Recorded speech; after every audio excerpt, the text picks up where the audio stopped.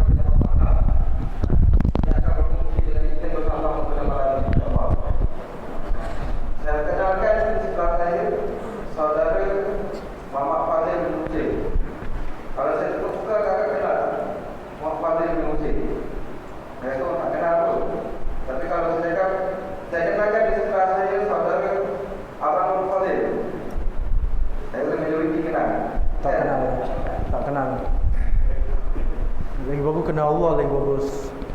berumur 29 tahun, masih single, siapa? Malu. Berasal dari Singapura dan yang dikhabarkan ayahnya adalah berasal dari Melaka dan sekarang jadi saudara mara ayahnya di Melaka. Jadi saya tak nak buang masa, saya serahkan kepada abang untuk sebagai pusingan yang pertama sebagai ta'aruf, sebagai ta'aruf insyaAllah. InsyaAllah. Bismillahirrahmanirrahim.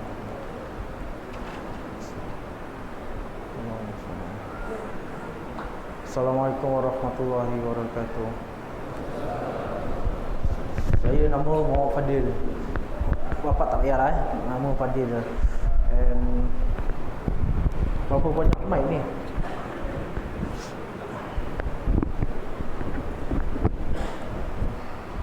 Saya nak mengucapkan terima kasih kepada Ustaz, Imam, pengurusi di sini, and Ustaz Ya Allah Azim. Dia yang menjemput saya datang ke sini kan. Saya bersyukur kehadiran tuan dan puan untuk nak mendengar share saya. Saya bersyukur banyak-banyak. Mudah-mudahan ini satu manfaat untuk apa pada yang orang-orang yang baru nak naik, yang baru-baru nak kenal dunia. InsyaAllah kita belajar yang apa kesilapan kita, InsyaAllah.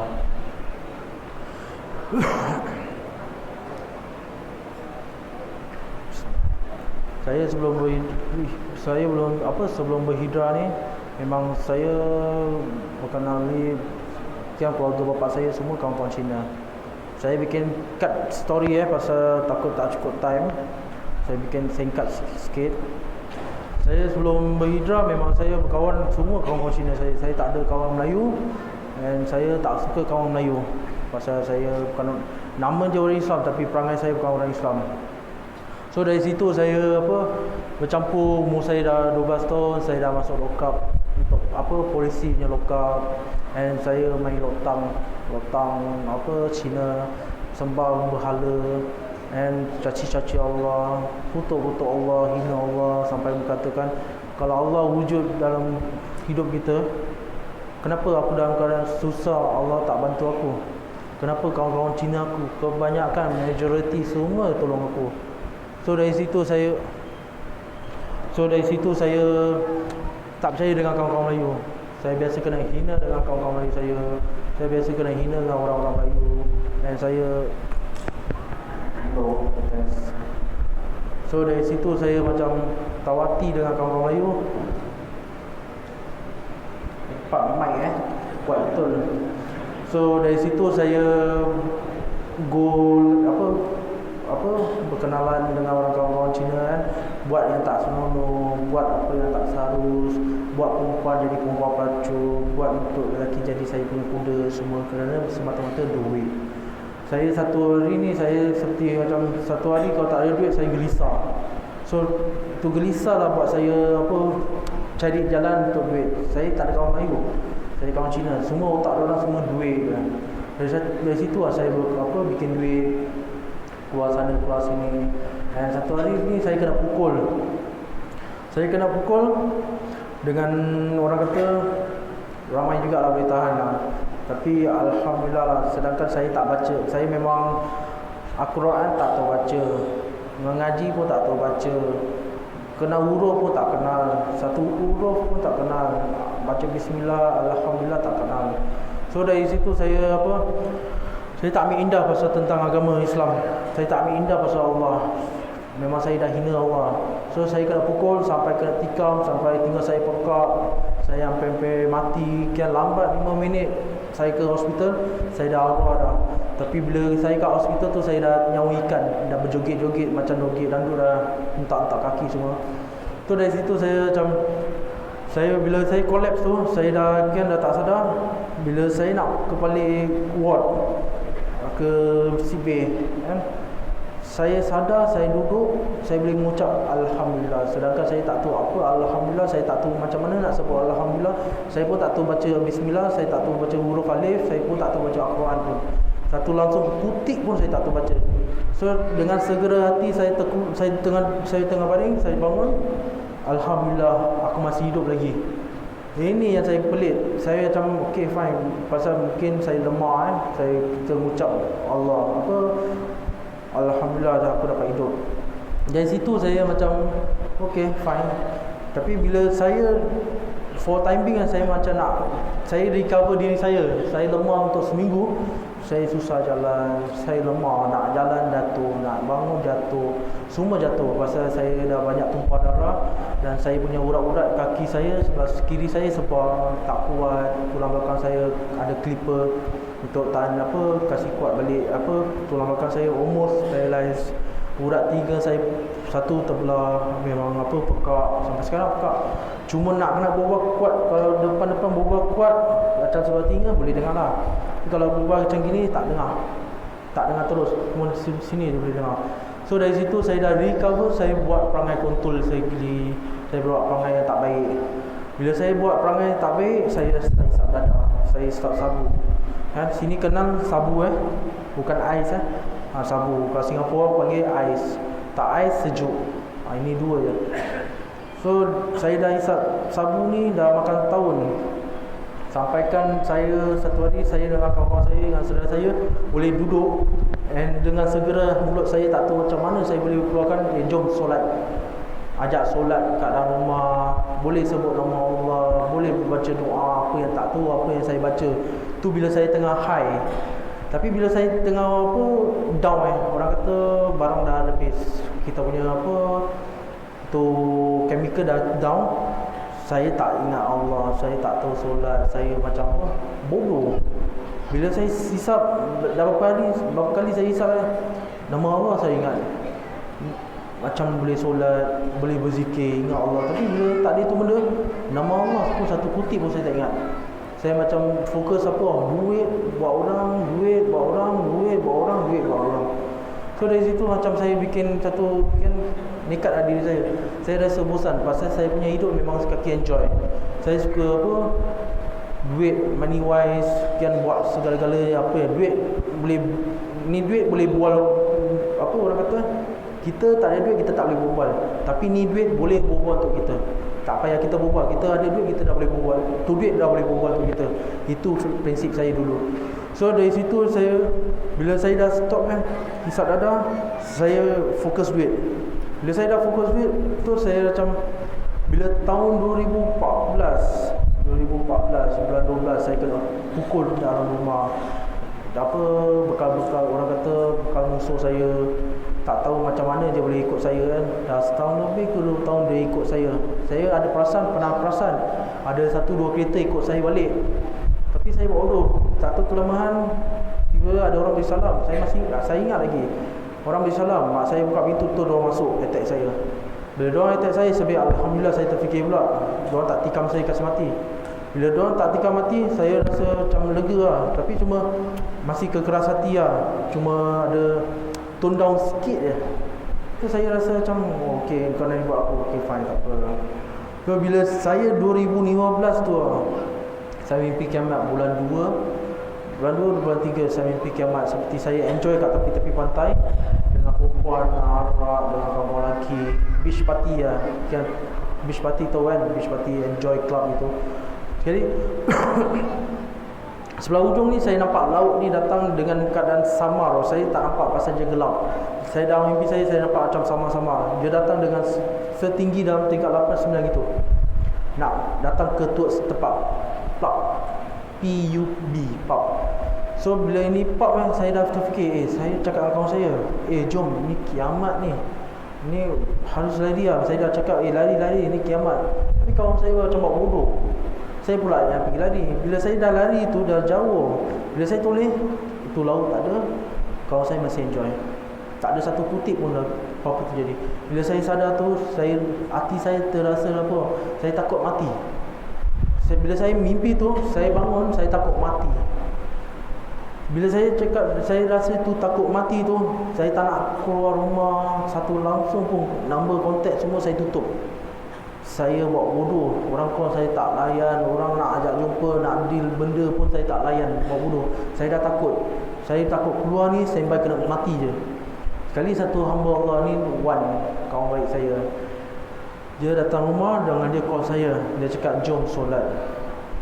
Tiba je cakap saya, ajak saya pergi solat tu, seperti macam satu batu ni hentak kepala saya. Kasih saya wake up call.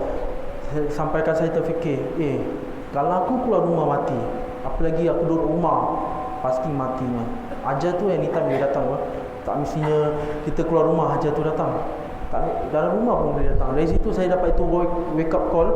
Terus saya rasa fikir balik, saya buat orang boleh. Kenapa bila orang ajak saya solat, saya nak kena takut? Diorang siapa pada saya? Diorang bukan kasih saya makan. Itu saya fikir. Saya pegang kata-kata arwah nenek saya, selagi kau ada adik-beradik, kau teruskan untuk berjuang. Kalau kau tak ada adik-beradik, kau duduk diam-diam, kau kerja, kau balik jaga mak bapak. Itu saya pegang kata-kata arwah nenek saya sampai sekarang. Tu dari situ saya dah saya terfikir, arwah nenek saya cakap, saya keluar, saya nekat diri saya keluar ni, aku pergi masjid. Tapi kalau sekira hajat tu nak sampai, orang nak tikam saya, terpulang. Jadi sampai bila saya nak jadi, orang kata tahu buat orang tapi takut, jadi kedi. Jadi orang kata apa, bapuk. Singapura panggil bapuk. Sampai bila saya nak jadi gitu? Sedap untuk buat orang, tapi kenapa bila time tu kita nak kena tu balasan, kita rasa takut. Teruskan. Bila saya dah teruskan pergi masjid bersama dengan kawan saya istiqomah. Tempat tu saya belum yakin Allah, tapi tak tahu macam mana saya boleh pergi solat and boleh istiqomah untuk solat kat masjid je. Masa 2 minggu 3 minggu saya istiqomah untuk masjid. Bila saya istiqomah solat kat di masjid, saya tak yakin, saya belum lagi yakin Allah, saya istiqomah. Tapi satu hamba Allah jemaah tabligh di Singapura, di kawasan rumah saya jumpa jemaah tabligh. Dan sifat saya pula, saya tak kenal kau tak payah nak ajak aku pergi mana. Aku tak layan korang. Kecuali kalau aku kenal baru aku boleh duduk. Tapi tak tahu macam mana ini jemaah tabligh ni jemput saya untuk duduk bayan dengan bayan dan duduk musyawarah harian. Hati saya tenang sekali, tak rasa ragu-ragu, tak rasa macam was-was. Saya tu boleh duduk, boleh dengar. Dan dari situlah saya berterusan berhijrah. Dari situ saya dah start pakai jubah, saya dah start pakai kota, saya dah start pakai kopiah, saya dah start pakai janggut. Dari situ pelan-pelan, tapi belum lagi yakin Allah. Saya cuma tukar prinsip saya. Saya solat pun macam mana, saya prinsip saya solat, Allah tu belum lagi yakin lagi, saya belum yakin. Bila saya keluar 3 hari pun saya belum yakin. Bila saya keluar 40 hari, Allah Akbar, saya cakap susah. Seperti orang kata apa tau, kita minum air manis kan, hari-harian, kaki kita boleh jadi kencing manis, boleh kena potong.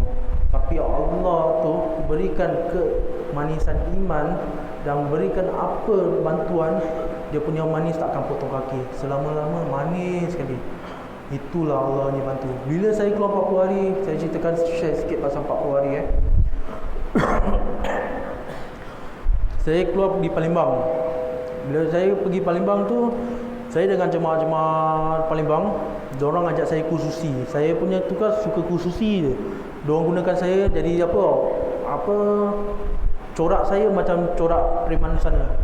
So saya kursusi ikut diorang, 12 malam ikut diorang.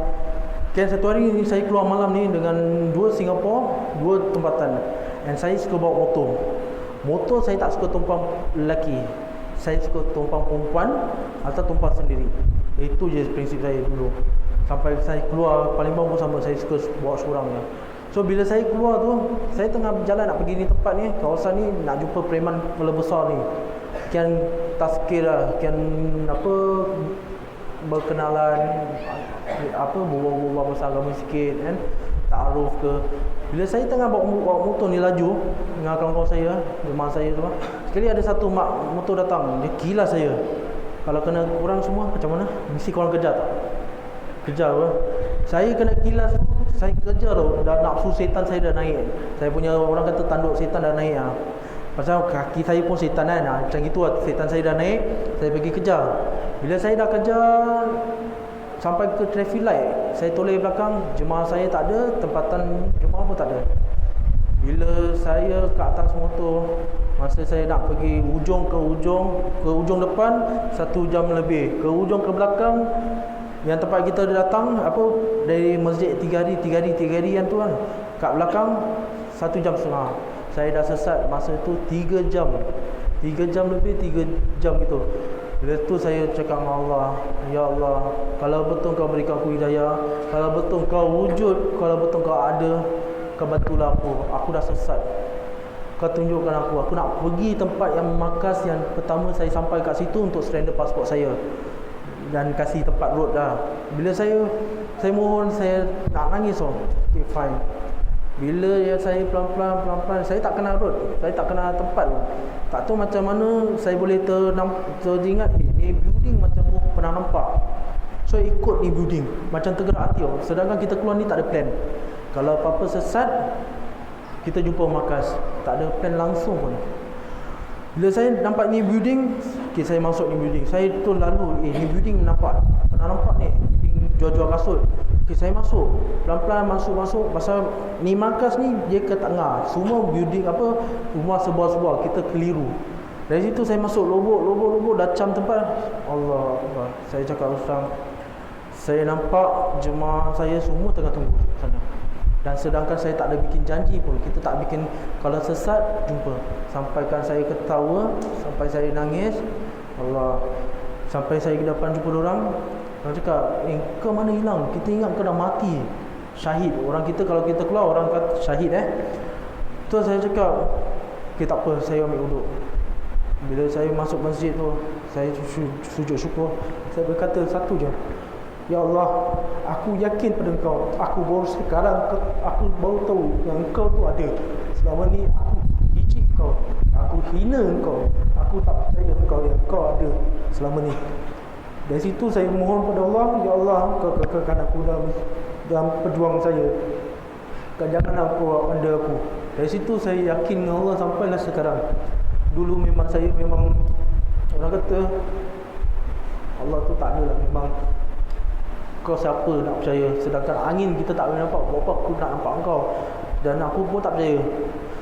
Bila saya dapat itu, Allah punya bantu, Allah punya tolong, Allah punya jawapan. Walaupun mungkin kita tak nampak Allah, kat dunia kita tak nampak Allah, tapi Allah punya berikan jawapan dia. Apa yang saya dapat, saya rasa terharu. Dan saya fikir balik kalau dulu Allah tu berikan saya peluang untuk ubah, saya betul-betul fokus sampai sekarang. Tapi mungkin syukur Alhamdulillah, saya berhijrah setahun 2 bulan je. Alhamdulillah, Allah tu masih sayang, masih berikan saya peluang. Saya hargai Allah punya hidayah berikan saya. Seperti orang kata, kita kerja 1 juta punya gaji pun, kita pun tak mampu nak beli hidayah Allah. Dan manusia pun bukan boleh berikan hidayah, Allah saja. Dari situ saya rasa tenang sangat-sangat bila saya tahu Allah tu ada. Walaupun ujian tu ada pun, saya semua serah pada Allah. Yang tempat saya mujadah sekali, yang saya berhijrah adalah yang saya nak baca Al-Fatihah masa 8 bulan. Nak mengenali Al-Fatihah je. Itu yang paling saya susah sangat nak belajar Al-Fatihah. Bukan senang saya nak lafazkan Al-Fatihah. Al-Fatihah, a'udzubillahi minasyaitonirrajim, bismillah. Saya tak senang. Saya macam pelan-pelan, saya sedangkan solat pun saya cakap, ya, saya jaga solat fardu zuhur 4 rakaat tunaikan Allah Ta'ala. Allahu Akbar. Saja aku baca niat untuk Al-Fatihah, kerana Allah Ta'ala. Itu je saya punya solat. Saya tak tahu tahiyat akhir awal dengan orang kata Rabbi fi Allah Rabbi fili warhamni wa buni wa furni wa zurni wa dini wa fini wa fuani. Saya tak tahu. Saya semua niat je. Tu lah saya mujadah. Saya paling susah Al-Fatihah. Lain benda saya boleh hafal sikit, tapi Al-Fatihah Allah, tu lah ujian saya yang saya alami, yang mujadah sekali. InsyaAllah. Okay bro, saya nak kami sikit. Bro Boleh? boleh. Semula-mula lah bila dah sedar ada perasaan masa hospital kan, kita ucapkan nafaskan ucapan Alhamdulillah kan. Masa tu apa perasaan itu? Saya perasan tak ada macam, saya cuma terkejut je kenapa saya boleh mengucap Alhamdulillah. Tapi otak saya fikir okeylah, Alhamdulillah kerana aku hidup balik, kalau tidak aku dah mampus. Saya tak ada pandai nak, orang kata saya punya type berubah ni memang, jangan ingat saya pakai kopiah saya nak kena berubah baik. Tak, saya punya sifat saya berubah macam gini. Saya tak suka tiru-tiru jadi step jadi baik, berubah tertib ke nak step baik. Tak pandai. Saya biar be my own self. Berubah bukan kerana orang, berubah kerana Allah. Hati niat baik, ikhlas, dah itu je. Tak payah nak apa, dah pakai kopiah kita nak step berubah baik, nak kena apa, betul macam tawaduk. Memang betul kita nak kena tawaduk, tapi be your own self. Jangan tipu, biar jujur. Itu je. Memang niat bila saya apa sebut tu Alhamdulillah, saya tak ada fikir. Saya cuma fikir pelik sangat-sangat.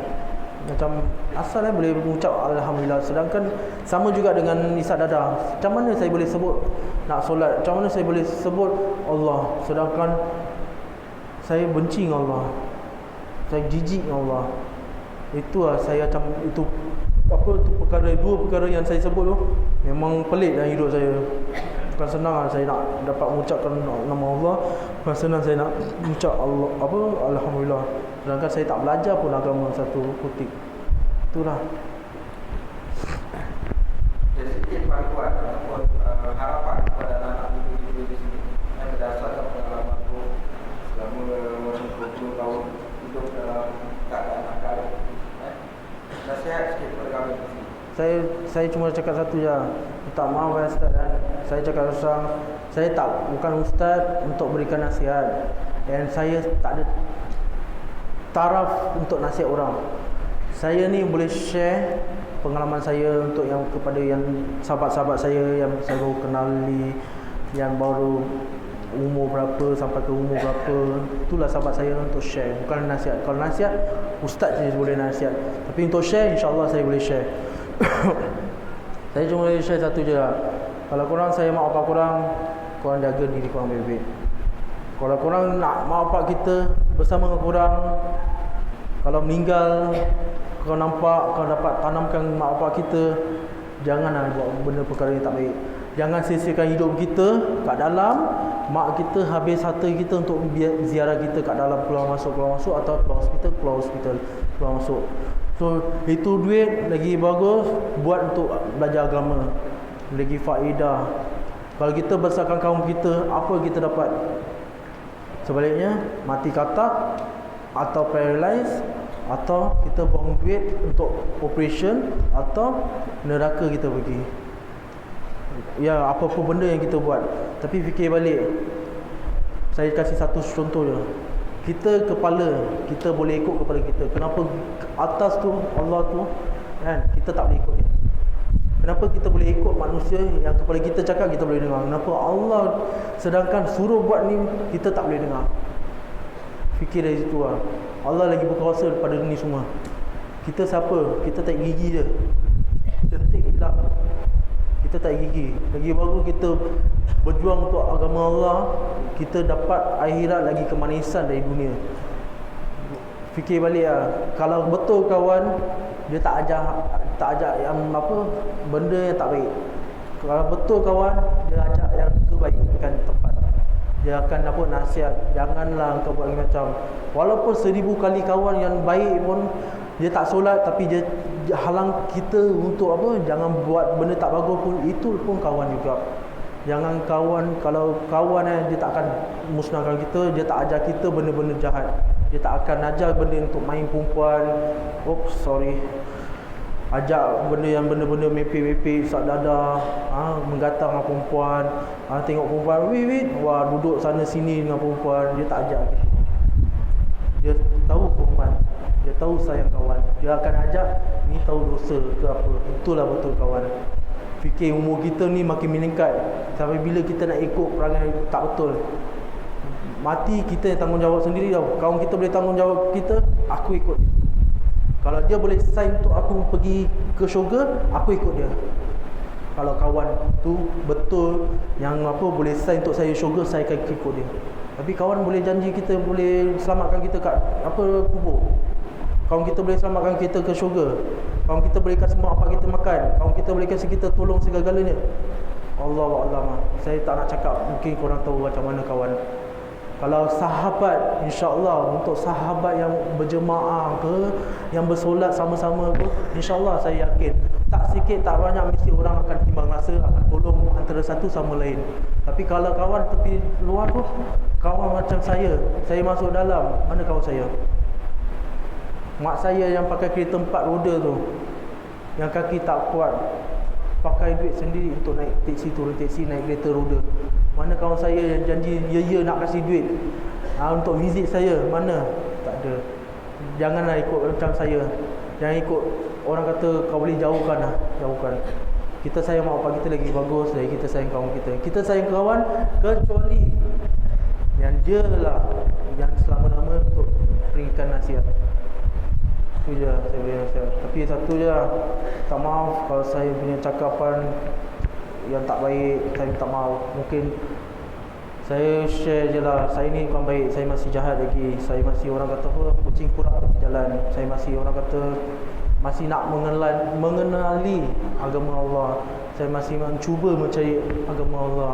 Tapi insya-Allah untuk saya datang sini, niat saya mudah-mudahan saya nak sahabat-sahabat yang kat sini Melaka, tumpah darah pun saya pun memang orang Melaka. Nak sahabat-sahabat saya yang baik muda ke, yang baik dah besar ke, yang kaki motor, kaki perempuan, biarlah kita sama-sama lah berjuang untuk agama Allah. Janganlah sia-siakan kita punya hidup kat dunia jadi kosong. Itulah saya harap, saya mohon kepada Allah. Itu saya berdoakan. Sebelum saya menutup majlis, sebelum tutup majlis, sebelum orang nak kasih saya soalan, saya minta satu je, sekejap. Okey. Assalamualaikum warahmatullahi wabarakatuh. Waalaikumsalam. Yang panggil Alung, panggil Fadil. Cik, minta maaf, saya potong jalan. Jangan panggil Long. Saya tak ada high standard pun. Kita panggil Fadil je. Jangan respect saya siapa-siapa. Biar kita respect Allah. Kita ni manusia biasa je. Kami nak share sama ada saya nak tahu. Pertama, bagaimana industri yang muda kalau tak terlibat dengan pengaruh kawan-kawan Cina yang kata negeri. Adakah environment Singapura tu ataupun environment didikan tu ataupun environment dalam rumah tu sendiri penjamin yang juga. Mana kita sebagai ibu bapa ni mempunyai tanggungjawab anak-anak. Kadang-kadang kita biarkan anak kita berlantang, tengah malam kita tak tahu mana nak pergi. Mungkin ini adalah tanda-tanda kadang-kadang ciri yang kita biarkan anak kita lepas. Okey, saya pernah kahwin 2 kali, belum ada anak. And saya tak tahu macam mana pengalaman sebagai bapa. Tapi insyaAllah pendapat saya share sikit lah. Kita ada Allah. Memang kita kasih anak kita enjoy, keluar sana keluar sini. Tapi kita tahu cukup masa macam mana. Tapi kita jangan gara-gara kita dah kasih keluar, anak buat salah kita nak maki dia atas bawah, kita nak kena pukul dia dah bawah, kita nak lontar dia kat lokap. Jangan. Nanti anak tu akan rebel dari kita. Mungkin dia akan dengan depan kita dia jadi baik, tapi belakang kita buat dia conteng haram. Kita nak gitu? Tak nak. So kita try, kita punya lidah ni seperti macam jarum. Cocok hati ke cocok kat tangan mesti darah. Kita berbual dengan cara baik. Sayang dia dengan hikmah. Kita berbual dengan hikmah. Kita mohon segala-galanya dengan Allah. Ya Allah, moga aku ni nak berbual dengan anak aku nak dia jadi baik. Kita berbual dengan baik-baik. Kita tackle hati dia. Pasal ni budak-budak baru naik macam dulu saya. Memang kebelah batu. Memang dia ungkal lazi. Memang dia tak akan dengar. Mungkin dia akan dengar depan, tapi belakang saya, alamak, leceh lah bapak, nak street konon. Tapi depan, okey ya, minta maaf ya. Kita nak gitu ke? Tak nak kan? Kita nak anak kita biar jahat depan mata kita nampak, biar dia jadi baik pun depan mata. Kita mampu doa yang terbaik kepada anak kita, kita mampu doa untuk yang kawan-kawan kita yang tepi jalan, yang mana-mana pun. Kita tak seharusnya condemn diorang rapat-rapat. Kalau kita condemn diorang rapat-rapat, ingat kita ni semua barang pinjaman. Kita ni satu, apa orang kata, kita tak seharusnya paksa orang untuk bersolat. Kita tak seharusnya paksa pun. Walaupun paksa, kalau dia buat kena terpaksa buat apa? Tak gunanya. Kalau dia buat kena terpaksa tapi belakang dia main perempuan, kita tahu. Kita tak nak dia buat belakang kita. Kita nampak dia buat depan kita. Apa jahat sekalipun kita nampak, kita pun nak tutup kita punya malu, betul tak? Kita pun nak ambil hati dia. Walaupun anak kita, kalau sekiranya, kalau pada saya, kalau saya ada anak, saya buat macam ini. Anak saya kalau gini, saya ajak je, tanya, duduk depan-depan, tanya dengan baik-baik, berbual dengan cara baik, tak payah nak tinggi suara buat apa? Sebaliknya kalau di belakang kita dia rabat-rabat pun, kita yang rasa sedih. Kita tak boleh cakap apa, kita agama kuat, kita nak didik anak kita kuat-kuat.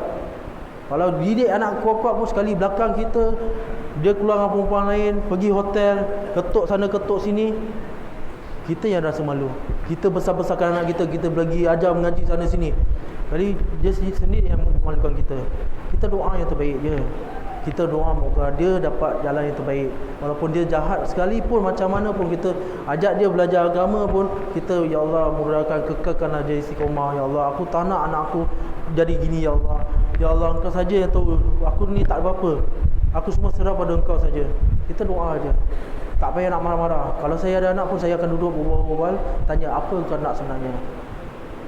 Tanya je, tak jadi salah. Biar kita anggap anak kita macam kawan. Kita jangan kita tua atau kita muda, kita berkuasa. Jangan. Kadang-kadang kita tua, kita punya akan fikir satu way. Kita cuba buka minda, tackle anak punya hati. Buka minda untuk macam mana nak tahu faham dia. Jangan anak nak kena faham bapak je. Tak boleh. Kita nak kena apa? Give and take. Main dia give and take, pancing. Kita pancing kita nak sabar. Pancing pun belajar sabar. Nak dapat ikan kan, sabar. Macam itulah kita doa pada Allah. Itulah, minta maaf kalau sekira cakapan saya, kalau sekira menyakitkan hati orang, maafkan saya. Saya tak ada pengalaman untuk ada anak. Walaupun dah pernah kahwin, saya belum ada anak. InsyaAllah kalau saya dah kahwin, saya dah anak, InsyaAllah saya akan buat macam mana saya plan. Tackle hati dia, InsyaAllah. Alhamdulillah. Terima kasih kepada Al-Fatihah. Terima kasih kepada Al-Fatihah. Semoga perkongsian kisah itu hadir pada malam ini dapat menjadikan panduan dan perubahan untuk masyarakat, insyaAllah. Apa dah? Saya tinggal tak dengar. Walaupun pakai mikrofon kuat sangat pun tak dengar.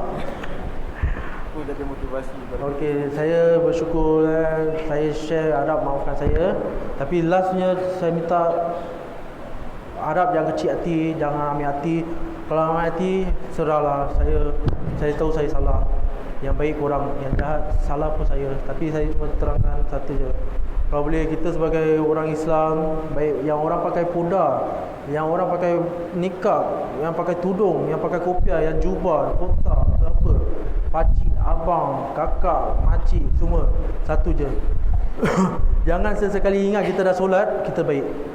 Tolong jangan hina yang orang tepi jalan. Contoh kat sana duduk kaki macam pailang, ada tattoo, isap minum arak, kaki dada, jangan hina dorang. Kaki rokok, kaki pukul, kaki jenayah, jangan hina dorang. Sebelum kita hina dorang, kita sedar diri kita ni macam mana. Sedar diri kita siapa. Kita datang dari siapa, dorang datang pun dari siapa. Kita harusnya sebagai kita ni, walaupun kita orang Islam, kita khalifah, kita tanggungjawab ni untuk nasihat dorang dengan hikmah. Ajak dorang pergi ke masjid, berbual baik-baik, sayang dorang seperti macam bayi. Macam mana kita sayang bayi anak kita sendiri, macam gitu kita sayang sahabat-sahabat atau sister kita macam bayi. Kita berbual baik-baik. Kalau dia tak dengar kita apa, jangan hina, kita doa yang terbaik. Kesianlah diorang. Kadang-kadang saya sedih, ada makcik, pakcik dah berduduk dalam masjid tapi hina, kutuk sana, kutuk sini, kutuk itu sedih saya dengar. Patut kita satu tanggungjawab. Bukan cakap kita dah jadi baik, kita punya tanggungjawab nak fokus satu je. Fokus kat yang tepi-tepi luar tu. Macam saya ke Kucing Kurak, tepi jalan, tepi tanah, duduk bawah blok, main gitar. Patut kita berbual lah dengan orang baik-baik. Itu yang terbaik. Jangan hina dorang. Dorang pun manusia. Dorang pun boleh makan, dorang pun makan. Dorang Allah berikan rezeki. Bukan cakap yang orang yang baik orang Allah kasih rezeki. Yang orang lebih jahat pun Allah berikan rezeki. Ingat, kita walaupun kaya, 1000 kaya, orang yang miskin kita tak kubur satu je. Satu yang tak lawa, yang busuk, buruk, kotor, hodoh. Jangan ingat kita dah rumah banglo, kita nak hina yang orang yang rumah kotor. Jangan, kita bersama-sama lah kan? Bersama-sama doa yang orang macam saya ni, yang apa tak guna, bodoh dengan agama, yang apa paling bodoh sekali, yang paling caci sekali. Kita doa yang terbaik untuk orang. Moga dia dapat sama-sama makmurkan ni masjid, ramaikan ni masjid, ramaikan kian usaha untuk keluar jemaah, untuk bangunkan Islam, untuk bangkitkan. Jangan mulut dia pandai cakap tapi buat tak ada.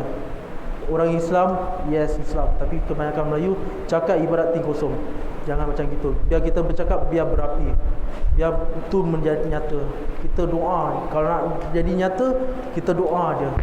InsyaAllah.